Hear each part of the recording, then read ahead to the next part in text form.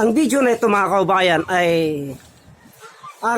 tulad ng dati, pagkagising ko, ako po ay magpapakain ng aking mga alaga. At tuloy tignan ko kung ano nang sitwasyon dito sa likod namin kasi ilang araw po akong hindi naka pagpakain ng aking mga alaga dahil lagi po akong wala mga kaubayan. Ito po, tignan ko kung maitlog na yan.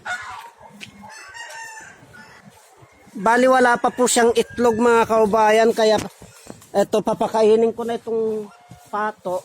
Gansoy! Gansoy! Gansoy!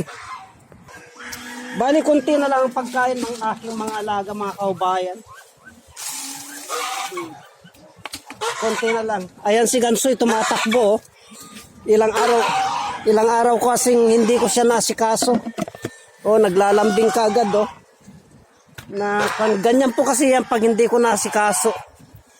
Naglalambing. Pagkatapos ko pong lagyan, yun naman lalagyan ko.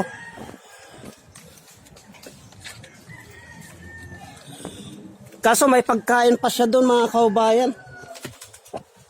Hinabol na ni Gansoy yung pato. Hindi niya naubos yung pagkain. Hindi niya naubos yung pagkain. Pagkatapos niyan, tubig naman nila ang lalagyan ko. At tuyo na po yung mga dahon mga kaubayan. Ayan. Tuyo na po. Malapit ko na pong susunugin ito. Itong mga dahon na ito. Kasi tuyong-tuyo na Malapit ko nang susunugin yan. Bubuksan ko naman yung gripo at maglagay po ako ng inumin ng pato at gansa. Tulad ng dati, pag binuksan ko po yung gripo na yan, susunod na si Gansoy. At ito nga po, abang binubuksan ko ang gripo na yan, ay nakita ko ni Gansoy, kaya ang bilis niyang tumakbo, sumunod kagad. Bali bukas na po yung gripo noon. Katulad niyan. Kaya doon naman ako maglalagay. Nabuksan ko na yung gripo. Kung saan po ako pupunta niyan, nakasunod kagad yan. Yan. Linilinisan ko po yung inuminan niya. Ito nakadikit sa akin.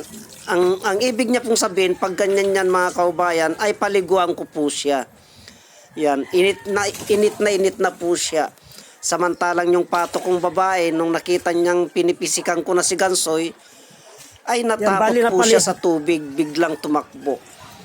Pero si Gansoy, humihirit pa po pag ganyan ang style niya. Gusto niya pa pong maligo yan mga kaubayan. Nagpapapansin po yan. Kaya tuloy yung pato ko, kaya pinaliguan ko na ulit si Gansoy. Para sa ganun ay manahimik na po siya. Iyan. Kontento na po siya pag ganyan. Kaya ayan, pa-display na lamang po siya. Hanggat pa-display po siyang ganyan mga kaubayan ay ito namang isang lalagyan ng inuminan ng barako kong pato ang lalagyan ko. Pero bago ko pupunuin ay lininisan ko po muna. Para sa ganun ay hindi po sila magkasakit. Ngunit si Gansoy ko po ay laging nakabantay yan. Laging nakasunod po yan sa akin. Ayan, tuwang-tuwa na po yung pato ko at nalagyan na po ng tubig yung kanyang inuminan. At ayan, nakaabang na si Gansoy dahil alam niya, puno na yon, papatayin ko na yung gripo. Ang gusto kasi ni Gansoy, tuwing bubuksan ko ang gripo, ay nandyan siya lagi sa tabi ko. Tuwang-tuwa po siya pag binubuksan ko ang gripo kasi maliligo na po siya. At katulad niyan, tapos na po akong maglagay ng inuminan nila. Ang tinitignan ko naman po ay itong mga kalat na ito. Malapit ko na pong sunugin yan.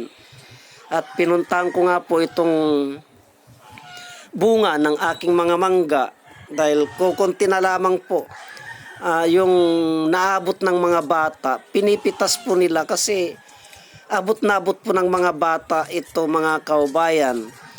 Kung hindi lang po sana pinipitas ng mga bata ito ay napakarami po. Mababa lamang po. Kasi pag mataas po ay pinuputol ko po mga kaubayan dahil mahirap pong manguha ng mangga pag mataas po masyado. Ang gusto ko lang po ay yung inaabot na ganyan at yan nga po ay tapos ng aking gawain kaya eto hanggang dito na lamang po at salamat po.